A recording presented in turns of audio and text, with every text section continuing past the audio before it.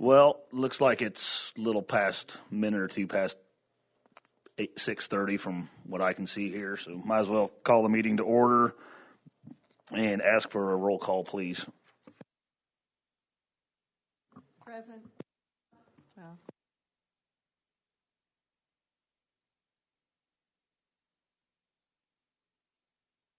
Present. Thank you. We do have a quorum. Move on then to approval of agenda and addenda. Is there such a motion? So moved. Moved by Ms. Petrie, seconded by Mr. Patterson. Any thing to be changed on that or comments to be made? Seeing none, all in favor, please say aye. Aye. All opposed, nay. Thank you. That passes. Move on then to approval of minutes from the ELEC committee meeting on April 6th, 2017. Is it such a motion? Moved by Ms. Petrie, seconded by Mr. King. Sorry, did see Kyle. Any additions or corrections?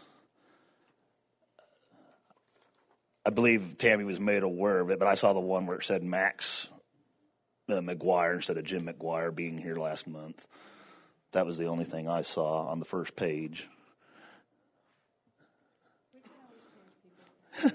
If there's no other corrections other than that one simple for the name, all in favor, please say aye. Aye. All opposed, nay. Thank you. That's approved. Public participation, don't have any. So we'll move on then to communications. Are there any communications? I'll just make the note. I know Jim Goss was going to be, he's not here tonight because he has a visitation for a friend up in northern Indiana somewhere. So passed away. So that's why he's not here tonight. No other communications. We'll move on then to for information only. We have A, the update regarding the work plan for the National Pollutant Discharge Elimination System, MPDES, Municipal Separate Storm Sewer System, MS4 Stormwater Discharge Permit. John. Thank you. I did not get time to do an update on this, but if I had done an update, I would have started with the June 9th, 2016 memo. So I went ahead and made copies of the memo. Again, this is the ELUC memo from June 9th, 2016, Addendum 2. In last year, in March, the new state general permit that tells Champaign County what it has to do, the new permit was reissued with some major changes.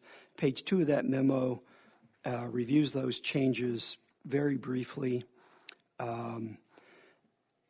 The first big change was a requirement to have a stormwater quality monitoring program that was supposed to be initiated no later than September 1 of 2016. When we go through the annual report, I'll point out what we've done to date. It has been initiated, but in only the very briefest manner. Enhanced public education and outreach on stormwater impacts. Again, we're adding new what we call BMPs to our program, which will be reviewed in the annual update.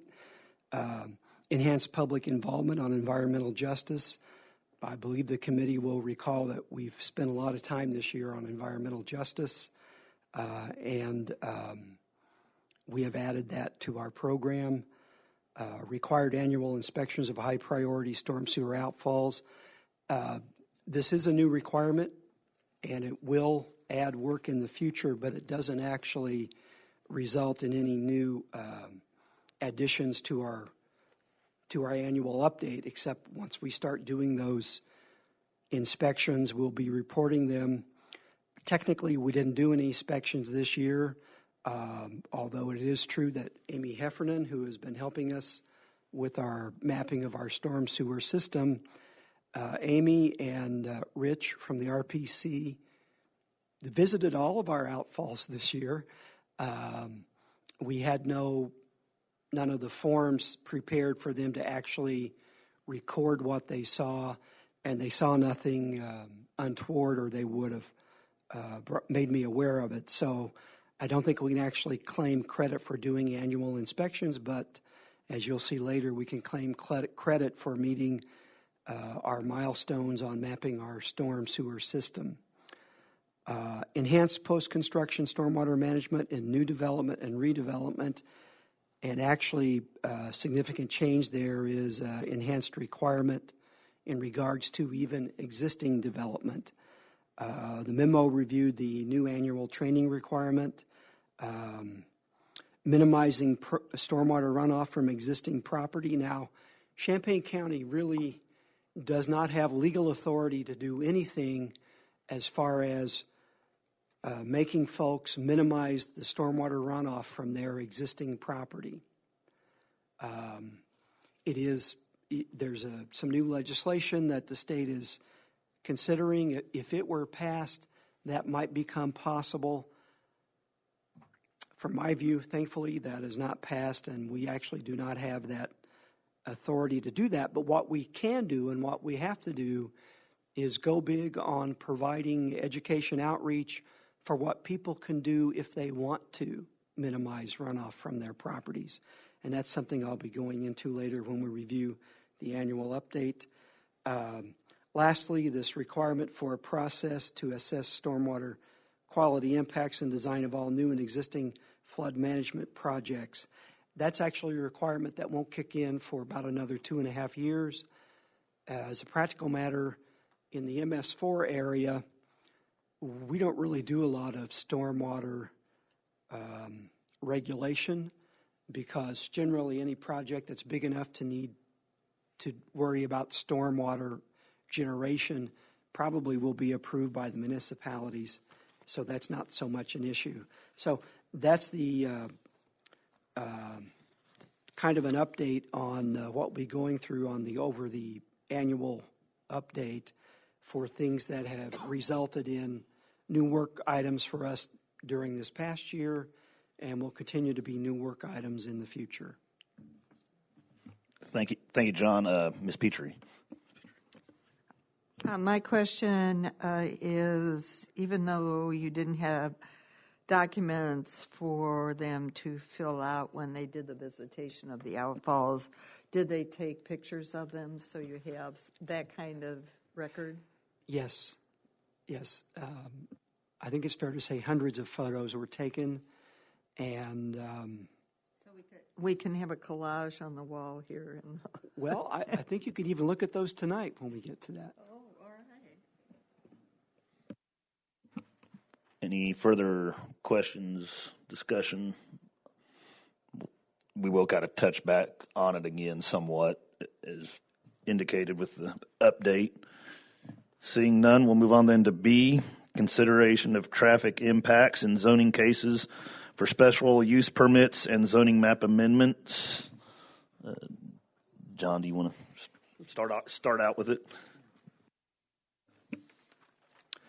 Okay, Ms. Petrie had indicated she wanted to have a discussion regarding current traffic analysis criteria for zoning requests. So Susan Bergstrom, our senior planner, prepared this short and sweet memo.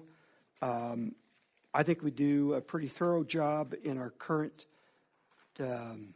analysis of traffic impacts for rezonings. There is one thing we can add, and we will begin adding that. We will begin reporting on any history of traffic accidents within the vicinity of any zoning request. I don't really know how many locations there are in the rural area where traffic accidents have been a real problem. I know in my short memory, I remember that the LA Gourmet rezoning, traffic safety on County Highway 1 was a well-known problem. That's one reason why IDOT was able to do a safety upgrade in the past couple of years. That's the only one that comes to mind, but we will do a better job of including that information in rezoning requests in the future. The main outstanding item that we could do a better job on when it is relevant, and so far I think it's only relevant in maybe 2% of our rezonings, is to actually, we would have to amend the ordinance to require a full-blown traffic impact analysis. It's easy to identify when that should be done. Basically, any proposed rezoning that creates 100 new peak hour trips for whatever is being proposed. Now, peak hour is a defined term. Basically, it's that rush hour in morning and evening. The determination of whether there's 100 new trips generated, that needs to be done following the International Traffic Engineer Trip Generation Manual, which means it's a defined process, a defined method. We're not just making that up. But again, in the last 10 years, the only rezoning that would have triggered that requirement was the LA Gourmet rezoning on County Highway 1. In fact, there was a traffic impact analysis done for that project. The memo indicated that the minimum estimate for this work is about $5,000. That's what the LA Gourmet petitioner paid for their traffic impact analysis. Even though that wasn't an ordinance in the a requirement in the ordinance, it was very clear that the zoning board wasn't even going to consider a positive recommendation without having that analysis. And the petitioner, I'm very thankful they went ahead and paid for that estimate. And so the county board had that information when the rezoning request came to them. That project ended up getting approved. So, I think it would be a good requirement to add to the county zoning ordinance. We're prepared to do that amendment, not immediately, but we could add that on our list of amendments. And I think there's a good chance we could get that done this year if that's what the committee would like us to do. Now, if you're interested in us doing that work, what we would do is put it on our to-do list to actually develop the recommended amendment and then come back to the committee before we actually took it to the Zoning Board of Appeals. The way those text amendments work is we bring the proposed amendment to the committee. If the committee gives us the blessing to go ahead, we take it to a public hearing at the Zoning Board of Appeals. That way, when it comes back to the committee, you know what the Zoning Board of Appeals recommendation is, and then it gets referred then from this committee to the county board. So there's a lot of work to do before this would actually be before you in the form of an amendment that's ready to adopt. And once again, based on what we know now, that wouldn't affect many zoning cases. The good thing is it would be there in the ordinance when it is recommended to be done. And that's all I have on this item. Thank you, John. Ms. Petrie. John, thank you for examining this. A couple of things that I would like to put out for consideration by ELUC and to fold into the conversation. I provided everybody with a copy of the geometric design criteria for a rural 2-lane local road, so you have that in hand. And if you go to the second major part of the matrix where it's under cross-section elements, travel way width is 18 feet, though there's a footnote here, 2A. So let me explain that a bit and some of the reason for my concern.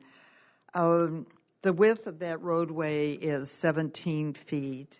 And if you go down a little bit further here, it talks about shouldered width, which is supposed to be 2 feet on either side. That footnote of 4A really doesn't change that requirement of 2 feet on either side.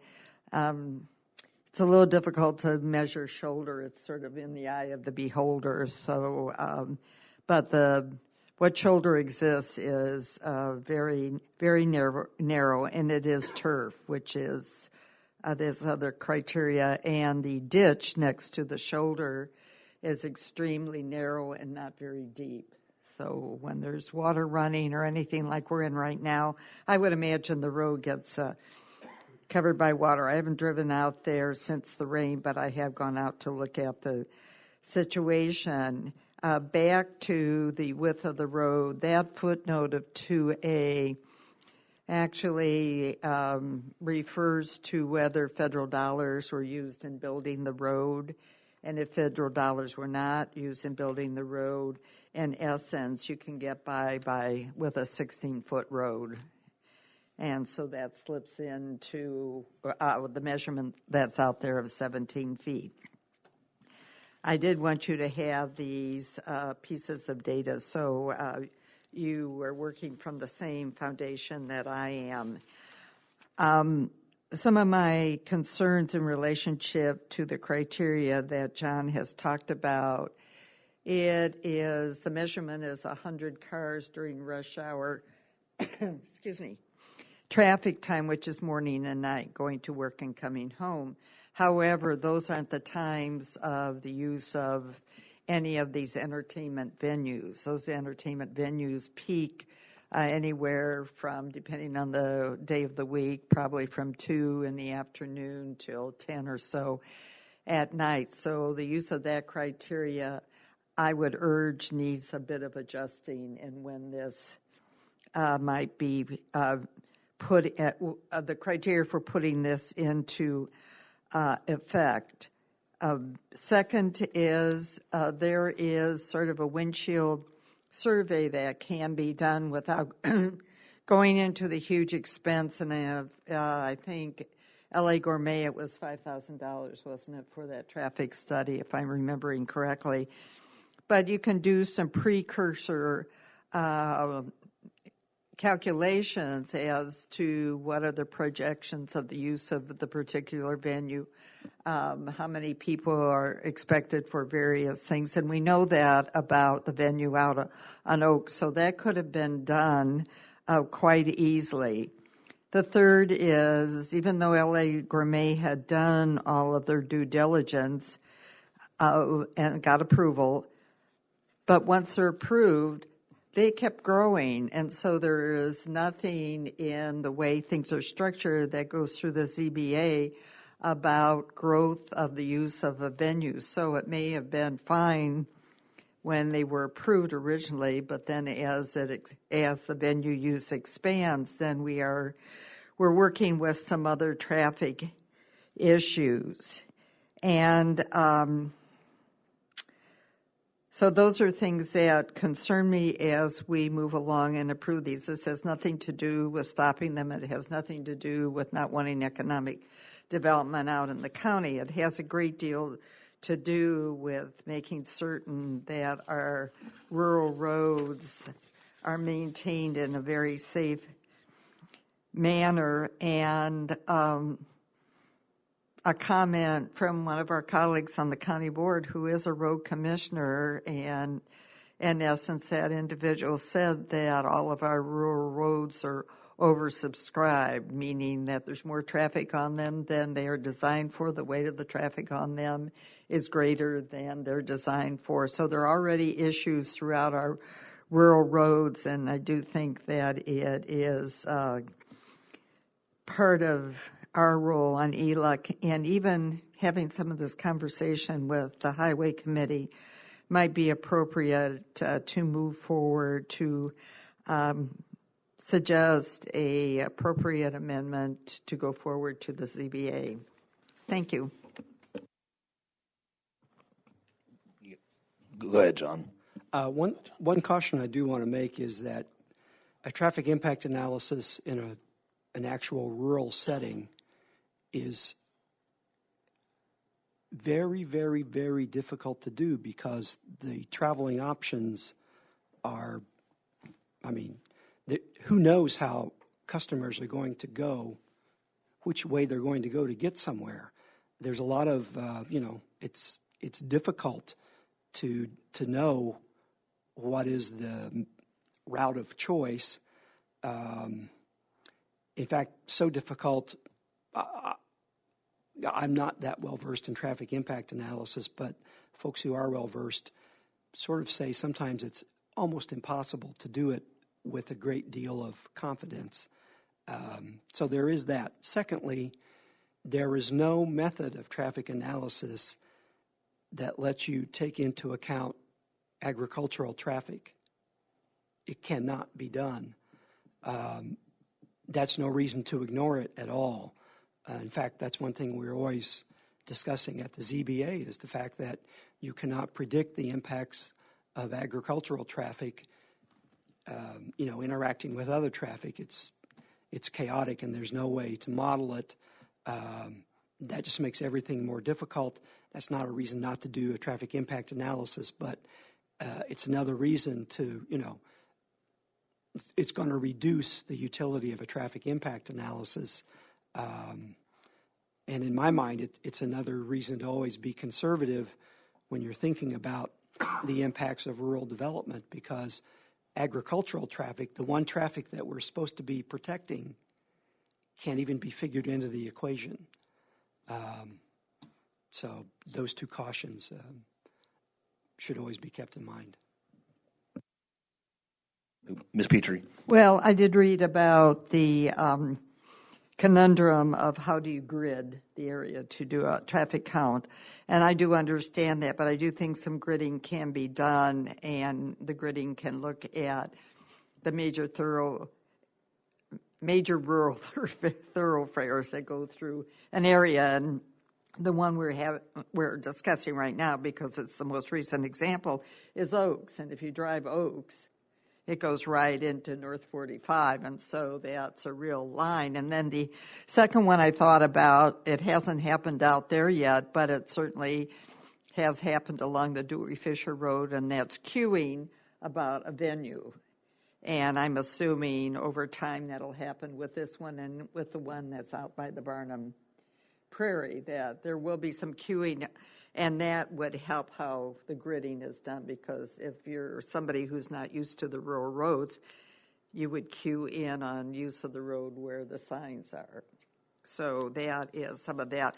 And just because it isn't part of de rigueur with DOT in taking into consideration farm equipment and the movement thereof, when I was out on that road, I kiddingly said to our rural colleagues, I don't know how they move their farm equipment on a 17-foot road out there. I mean, and if that tipped, just, by chance they got over too far, or they had to because it was so wide, and the equipment now is getting wider and wider and heavier, that maybe there are some criteria that even though it isn't in the DOT criteria, that it's something that the ZBA, in their discussion of this, if it comes to that, could put that into consideration. And it did sort of fold into the special permits with this particular venue as to time of year, not to hold things. So that was one of the ways they did it. Any further discussion? I guess I have a question for you, John. Are you looking tonight for just a little bit of... Yeah, you're looking for guidance from the committee, obviously, as to if we want to proceed. So, I mean, since we aren't actually taking a vote on the final product, it's not really action, but if you just... Tonight, or, you could think about it for a month and provide direction next month. But if the committee has any interest in this amendment at all, we need to know so we can put it on our to-do list. Mr. King. Thank you again for sharing, both of you. So is the $5,000, two questions, is the $5,000 contingent, is that as a minimum estimate, if you wrote this amendment in, could the person or the group that is having the study done expect to pay about $5,000? Is that what I'm understanding? Yeah, we wouldn't, the $5,000 wouldn't be written into the amendment, but we want the county board to know that that's about... There's going to be a big cost on this when it is needed. Okay. But I think anytime you have something that big on a county highway, the county engineer is probably going to want a traffic impact analysis. Okay. The township highway commissioners are, I won't say they're less concerned, but it's more unlikely for them to, ask a constituent to buy a $5,000 study so I know what you're going to be doing to our roads. And but the argument can be made that, well, if you're asking the county board to approve that, the county board probably wants to know what the impacts are going to be. So it's a tough thing. Okay. And just two more. If you were to start this, are there specific areas that you would target first to sort of, as development is happening, you want to really get the impact going and studies going in those particular areas, or? Well, I think it is fair to say that within the urbanized area, which is not the incorporated area, but it's like, a mile and a half within of that, that's where we really do want to require traffic impact analysis when it's needed, because that's where we can do a much better job of predicting impacts.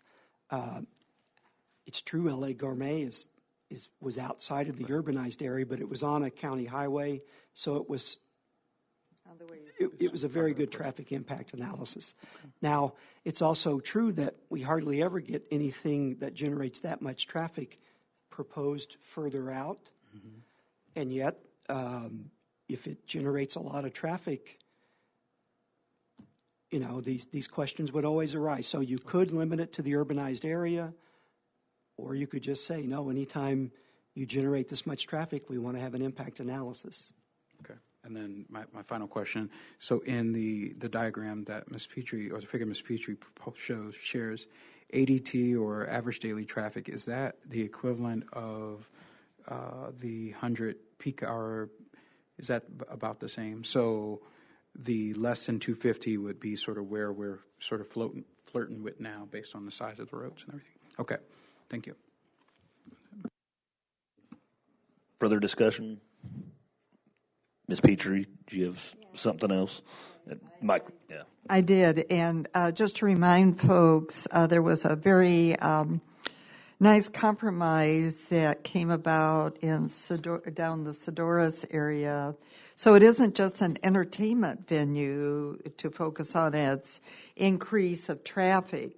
Don't think of it just as entertainment, because down in that area, it was a business that had grown over time, and the equipment related to that business also was large and heavy, and how it got resolved with the township was that the business agreed to share the cost of the maintenance of the roads. So our recent example happens to be an entertainment venue, but I think you've got to step it up to the macro level, and that is things that get developed out in the rural area that are going to change traffic patterns and change wear and tear on the roads. And I thought that was a very good compromise example of how things can work out when you have conversations.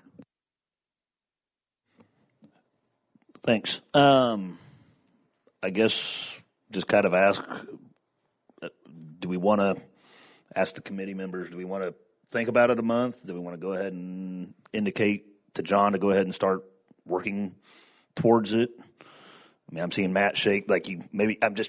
Yeah, I think I'm comfortable with you starting to work on it, because it does sound like something that would be useful moving forward. We don't have to take obviously a formal vote. I'm seeing Kyle shake his head, Robert shake his head, Patsy, you're happy with it. I'm fine with it too. So I guess our instructions to you, I guess, would be go ahead and you can start working. Obviously, not going to happen not going to happen immediately. We know. No, we've been told. And we will bring the proposed amendment back to the committee before we take it to the zoning board. Thank you. Okay. Yeah. Thanks. Then we will move on to, if I can get back to the front page, C. We have the annual summit of the Mahomet Aquifer Advocacy Alliance. Yeah, recently we made the committee aware that the Mahomet Aquifer Coalition had changed its name to the Mahomet Aquifer Advocacy Alliance. And then shortly after that, Mr. Snyder got an email making Champaign County aware of their annual summit to be held on June 1. Susan Monte, who has been the RPC planner working on these things, feels like she should go to that summit just so she can keep the RPC connected and informed, and I think that's a good thing. She's offering to report back to the committee. Obviously, any county board member that wants to go can also go, but the Alliance did ask for RSVPs, and I know Ms. Petrie was interested in going, and Mr. Snyder had offered to do the RSVP. I don't know if any other committee member would be interested, but we did want to make you all aware of this. Discussion on this, Ms. Petrie. I have a couple points. I sent Susan a message, but she's on vacation, so I don't have a response. When I was checking dates today, there's an overlap of this date and the APA ISS conference in Moline. So I don't know if Susan didn't check the dates, or maybe she's not planning to go get AICP credits, which is why we would go to that. And then the second, no, I have two other points. The second one is what I have read is that Scott Bennett's legislation got approved and moved out of the state Senate, and that's a task force to look at aquifers throughout the whole state. I don't know how quickly that'll get set up. A lot of, it takes a while with things in the state, but that leads to my last point, and that is it might be worthwhile for John or Susan or whoever is the appropriate person, maybe it's Aaron or Rick, to have some conversations with the folks involved in this summit to make certain that they do talk with Scott to get at least one person and maybe a couple people from this group of the summit to get appointed to that task force, so that there is some connection throughout all of these conversations rather than having siloed conversations around the state. So if I could ask that maybe someone ask those questions. Thank you, Patsy. Any further discussion? Seeing none, we will then move on to Section 8, items to be approved by ELUC. We have the Recreation and Entertainment License, Eastern Illinois Abate Incorporated for live bands and motorcycle rodeo, Rolling Hills Campground, 3151A, County Road 2800E, or East, Penfield, for June 2nd through 4th, 2017. Is there such a motion? So moved. Moved by Ms. Petrie, seconded by Mr. Heiser. Discussion on this. Mr. Patterson. I got to be the one to ask, what is a motorcycle rodeo? Is that like a rodeo on a motorcycle, or motorcycles in addition to a traditional rodeo? Barrel race on motorcycles. I don't know that they Rick actually knows. do a motorcycle rodeo. I think it may just refer to the fact that they all ride there, but we've never gotten any complaints about this event, and the sheriff has certainly signed off on this. That's a good question, Kyle, because, I don't know either when it comes right down to it, unless it is just like John says, the fact that they all ride their motorcycles there. Ms. Petrie? Well, you sort of answered my inquiry. This has happened before. You have had no complaints. I didn't drive out to look at the area, but I'm assuming that there are no neighbors nearby, or are they all come and are invited? There's not that many neighbors in the area. It's okay. Pretty heavily wooded. And all it's right. a campground that's in business for this kind of thing. Yeah. Okay, thanks. Further discussion? Seeing none, all in favor, please say aye. Aye. All opposed, nay. Thank you. That passes. Move on then to 9 items to be recommended to the county board. We have A, the annual facility inspection report for the National Pollutant Discharge Elimination System, MPDES, Municipal Separate Storm Sewer System, MS4, stormwater discharge permit with the Illinois Environmental Protection Agency, IEPA, for the period 4/1/16 through 3/31/17. Is there such a motion to approve? Moved by Ms. Petrie, seconded by Mr. Heiser. John? Yeah, I apologize for not getting this material to the committee members before the meeting. With all the changes that were made this year, it took longer than I had thought it would to put this report together. And I think the most important part of this report is the discussion of changes to the program, because everything else about this you've seen for the past 5 years in all the updates that have been done. And I know how things are sometimes, something stands out that never stood out before. But I want to briefly touch on the major parts here in the annual report.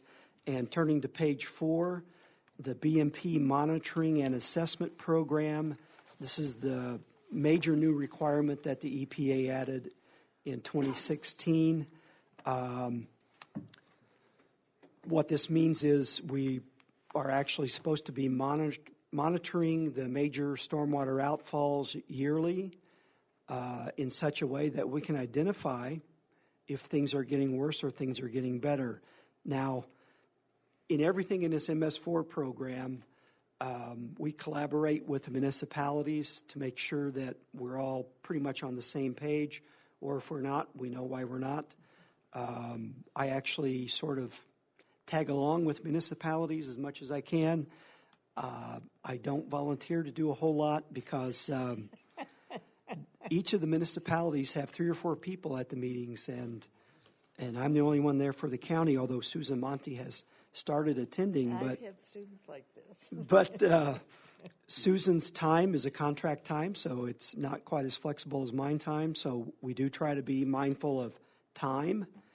And in order to be mindful of time, I never propose that Champaign County will do anything more than the bare minimum. But I do want to try to always bring that to your attention so that if you want to do more than the minimum, we can work up a proposal for that. You can see how much it would cost, and then you can decide. So these changes that I'm proposing in this annual report are just the bare minimum that's necessary so that we can stay in good standing with the EPA. Now, again, this BMP monitoring and assessment program, we actually had a special meeting this past year with municipalities to discuss this. They said they were not going to do anything different than what they've been doing. Unfortunately, they haven't actually documented that well in previous reports, so I don't really know what they've been doing. But in what I've written here, I've said that we're going to collaborate with the municipalities, and if we need to, we will make some changes.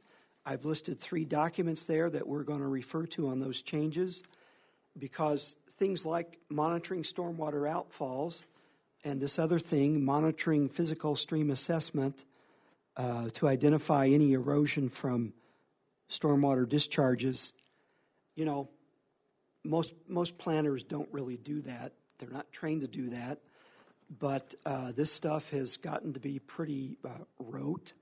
These references that I've listed here are national recommended references for how you do that. They have standard forms. The processes they use have been idiot-proofed as much as possible. They make a big thing about not requiring any special expertise if you're at least familiar with these manuals. So I think this is something we can do. We're going to be collaborating with municipal engineering staffs. Hopefully they have standard forms that they use, and if they don't, well, we're going to have standard forms that we'll be using. But we'll be using them in collaboration with the engineers. This is the first time we've actually documented how many miles on each stream that we're responsible for doing this on. Basically, the total is less than 10 miles, thank goodness. Most of these streams are actually all in private ownership. We actually don't even have access to most of this. Really? Not in the state of Illinois. On the Saline Branch, I've been told we can hop in a kayak and float the length And if you have 2 kayaks and 2 people, you can generally do all the monitoring you need to do. I would hope that we could actually, get approval to maybe wade, because I've spent enough time in kayaks that I know I'd have at least 1 or 2 spills along the way. So there's a lot to be figured out on how we're going to do these assessments, but we have to at least try, and so that's what we're going to do. I'd like to call your attention to Attachment A, changes to best management practices. Which page? Well, it's Not numbered? actually page 11, I guess, because it's after page 10. Okay. Okay. And so we're deleting a BMP. Since day one, since 2003, our program has included a requirement for informing the agriculture community about the MS4 program. I've never understood why that's in there, because agriculture is completely exempt from the MS4 program. And so I'm taking a bold move this year and actually proposing to delete that BMP. Adding a new BMP for the MS4 Stormwater Public Survey. This is something we've brought to the committee in the past year. We've developed this stormwater survey. The primary purpose for having that is for sending it out to our environmental justice areas as a vehicle for them to provide comments. But since we went to the trouble to developing that survey, we wanted to make it available on the county website so that anybody could provide comments. And in fact, it is on the county website already. But we had to add that as a new BMP to get credit for doing it. Number 3, add a new BMP for an annual public meeting for the stormwater program. Again,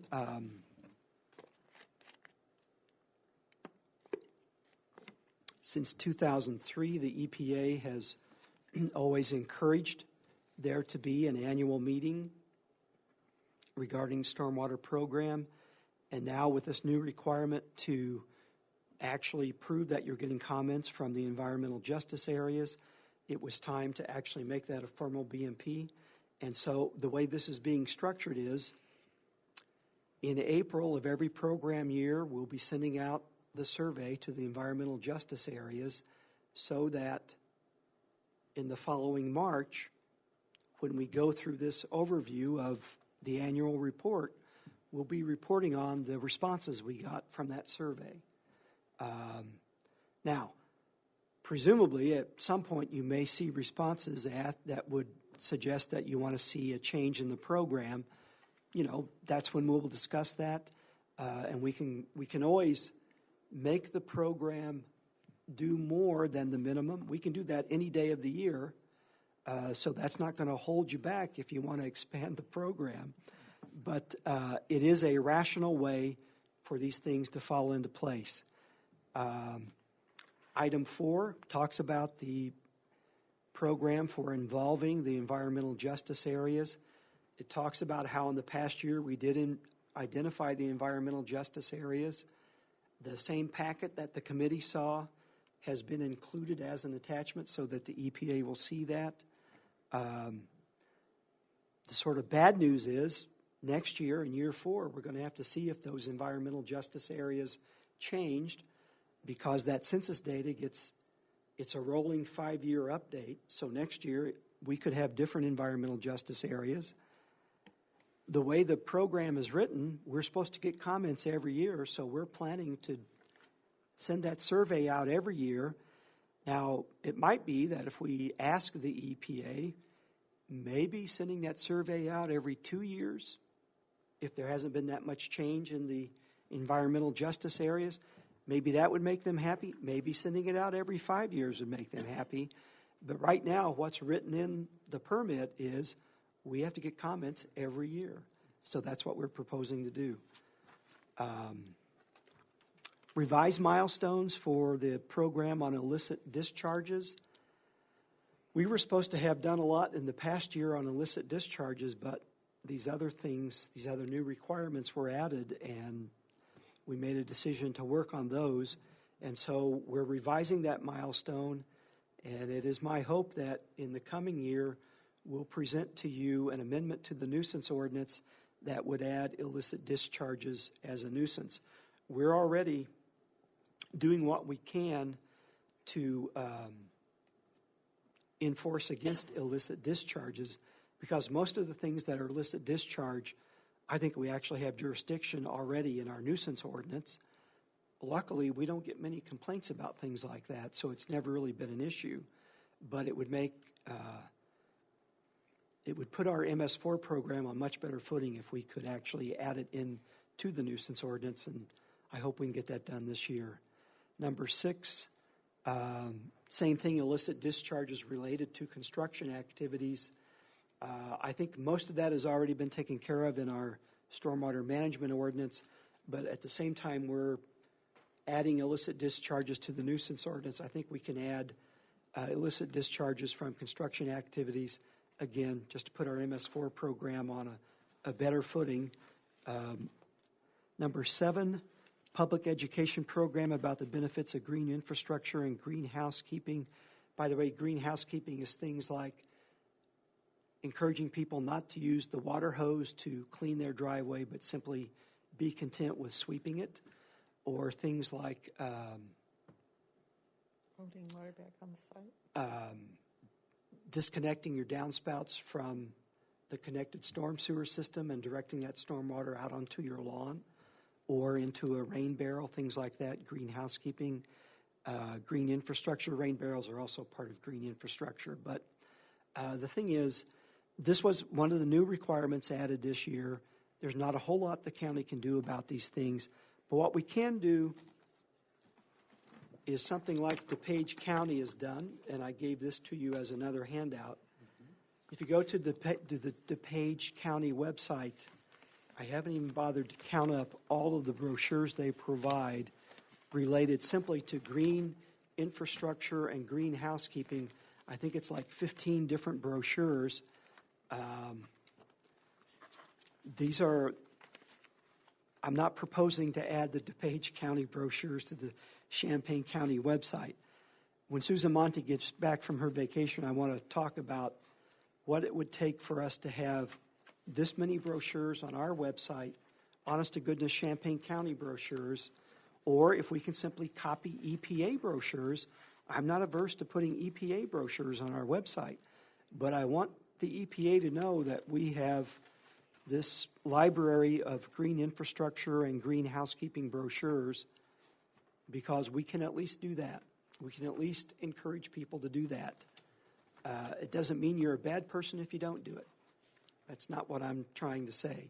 I just want to make sure that we get credit for making people aware of things like this.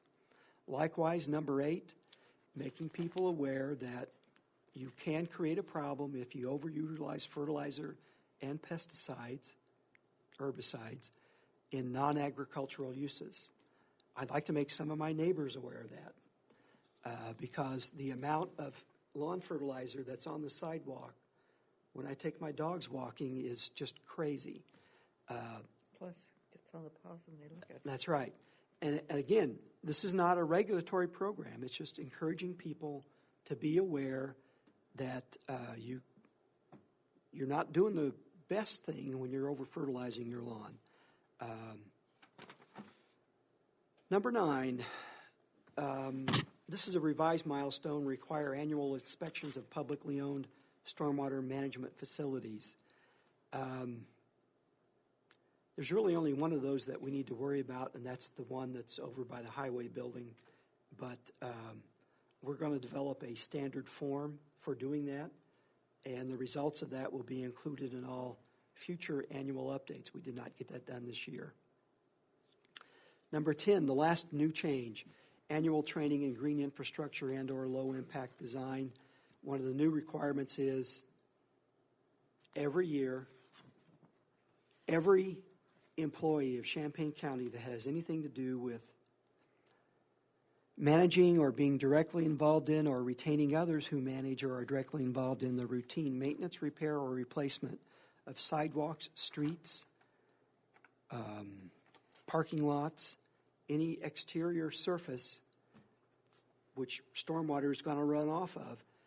Every year, they're all supposed to have some training in the benefits of green infrastructure. Now, this past year, Jeff Blue, John Cooper, the assistant engineer, and Tracy Wingler, the highway maintenance supervisor, all attended that conference that was held in September that was put on by the MS4 group.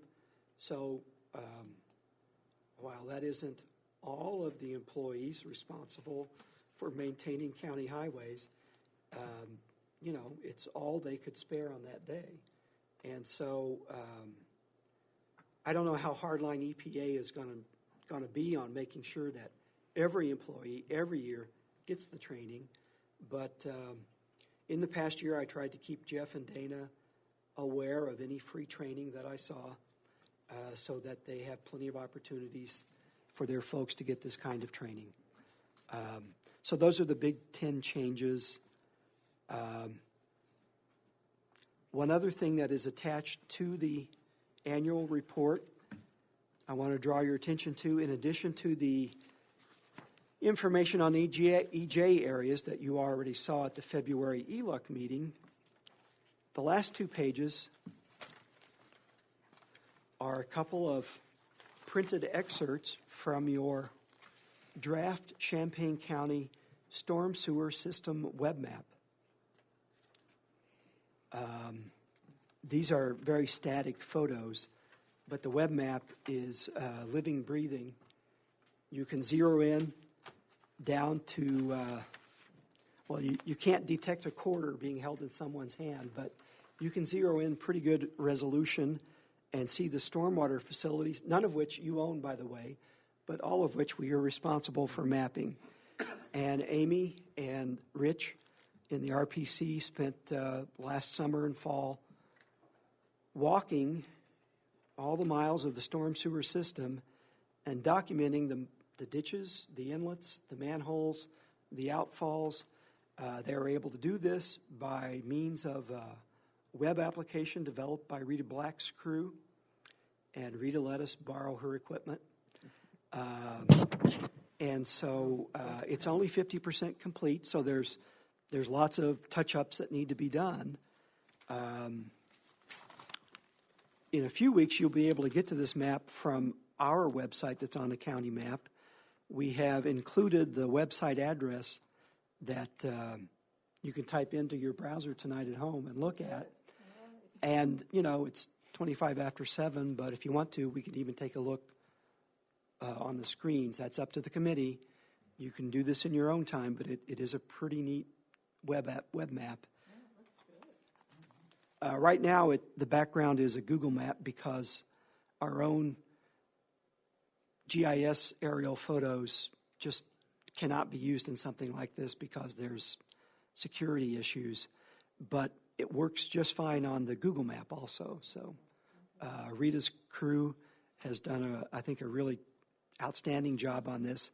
It rivals the DuPage County storm sewer system map. So. Now, this report I finished today at 3 o'clock, and I did a lot of touch-up editing while I did it, but I'm going to continue to edit it. And what the county board sees may have some corrections, and what I would do then is hand out the corrected version so you can see the corrections. So you probably don't want to put this on the consent report, but it definitely does have to be referred to the county board because we have to have the annual report submitted to EPA by June 1. And I do think that, this is in a form ready to be referred to the county board. Thank you, John. Comments, questions, discussion? Ms. Petrie? Well, I have a whole lot of information questions. And I'm going to revisit some of what I mentioned previously in that is there not an easier way for us to be complying by more coordination with municipalities because we have streams that just run all over the place, and to have these artificial demarcations must be extremely frustrating. I don't know the environment of our colleagues in the municipalities and what might potentially be expanded, not yesterday, but as we move forward, because this isn't going away. And I would think that it would be terrific to have all this information on a GIS map, which shows the boundaries where things flow through. Maybe that's already in your head to move along those ways, because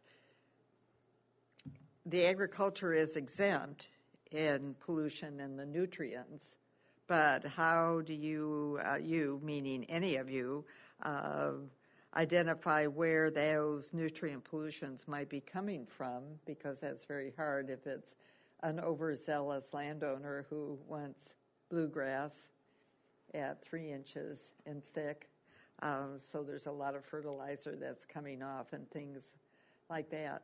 So have there been conversations of a little bit more regional coordination on putting this together, not as just the county's document, but a collected document? Well, the only way that Champaign County could not have to do a document like this is if you would sign away all of these responsibilities to the municipalities. Oh.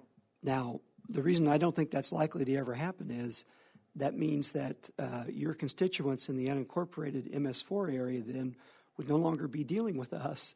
They would be dealing with municipal employees, and I just can't imagine that the county board would want to sign away its jurisdiction. But there's a cost with that jurisdiction, and so, that is always possible. The other thing is stormwater discharges that are going to be a problem typically would be coming out of one of the outfalls that would either be in our jurisdiction or in a municipal jurisdiction.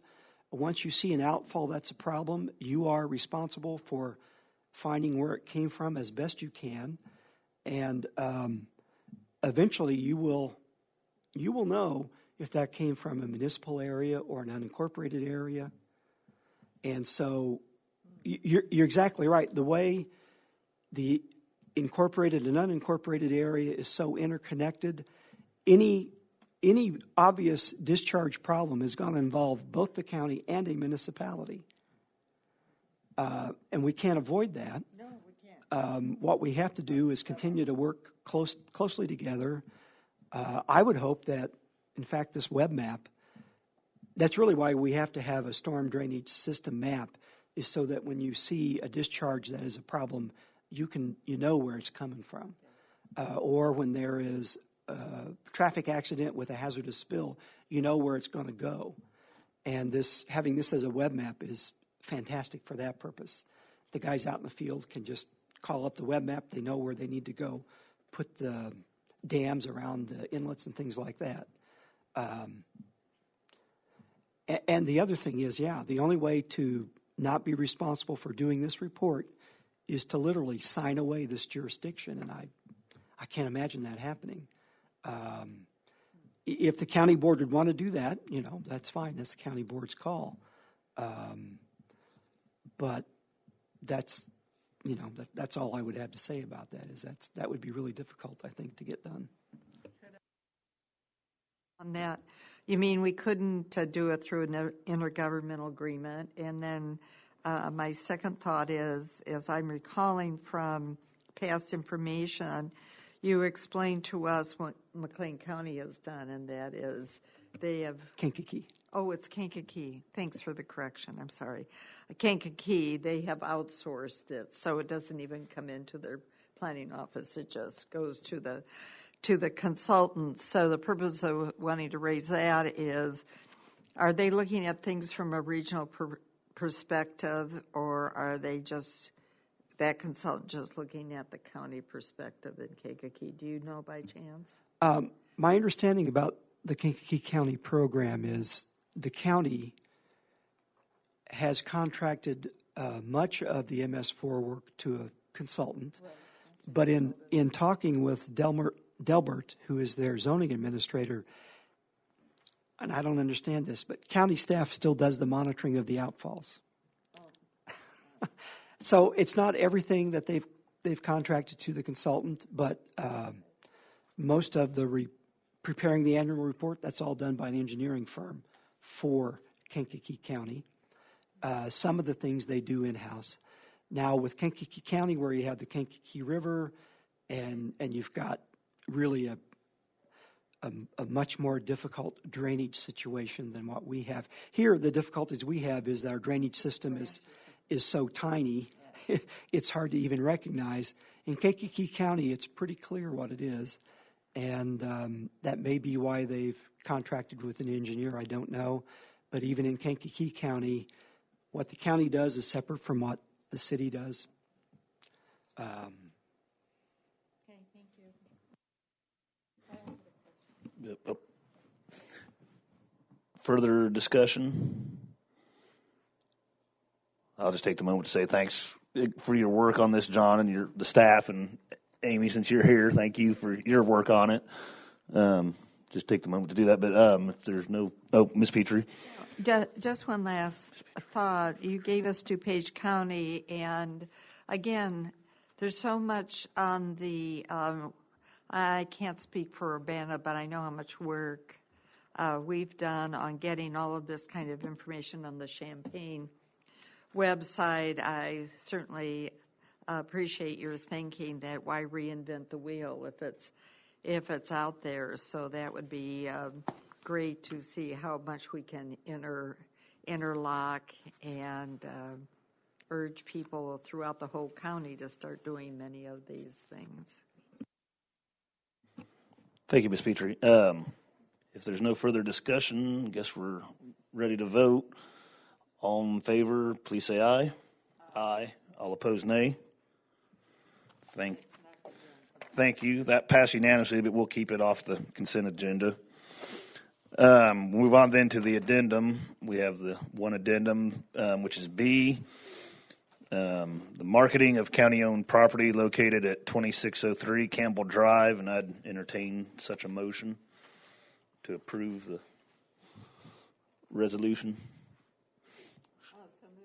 Moved by Ms. Petrie. Seconded by Mr. Heiser. John, I don't know if you want to say anything on this, or anybody want to have discussion on this?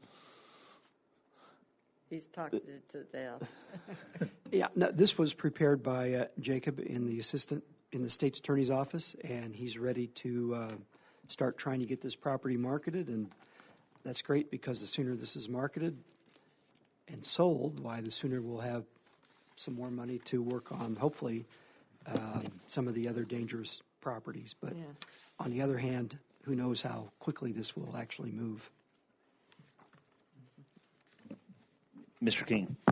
Yeah, I was just going to ask, I guess there are specific channels where you advertise when you start to sell these properties, or will it go for auction first, or sort of how will the word be put out there? I would assume that, I wanted to talk to Mr. Snyder about this also, but I would assume we will try to engage a realtor to market this. The last time a property was sold pursuant to a dangerous structure, the person who bought it was also buying the dangerous structure, and they were going to remove it, and so it was sold at a really low price because that was taken into account. On this property, it's already been cleaned up beautifully, ready to go, but for some reason the fair market value is really low. But I assume we're going to have a realtor to market this really effectively, and we do want to market effectively. We don't want to just waste time. So is the market value low because it has been around for such a long time and there's a perceptual issue, or is it because of where it's located within our community? I don't know. I just was really surprised at how low this is. The zoning district, well, of course, now it's in the city, so... But previously, it was in a zoning district where you could even do a duplex, which should make it even more valuable. Oh, it's gone into the city now. Well, yeah, remember they asked the county to have it annexed when they thought the Park District was going to take it over, and then once it was annexed, the Park District decided thanks we don't for want the that reminder. Yeah. Okay. From the zoning administration viewpoint, having it in the city, in my mind, we're better off anyhow, because properties like this should be in the city so they can get city services. That place is a mess because of that situation. Oh, well, mess is jurisdiction. Further discussion? Seeing none, all in favor, please say aye. Aye. All opposed, nay. Thank you. That passes unanimously. Then move on to other business. Anybody have anything else needs to be brought up tonight? I don't have anything. Chair's report, I don't have anything. Oh, John? I just wanted to point out that you did not get a monthly report this year, or this month, because of the annual report, and so next month you'll get two monthly reports. And again, I apologize for that. Okay. Thank you, John. I have no chair's report, as I was saying. Designation of items to be placed on consent agenda, that would be 9B, which we just voted on. And with that, I'd entertain a motion to adjourn. Moved by Mr. Patterson, seconded by Mr. King. We're adjourned. Thanks.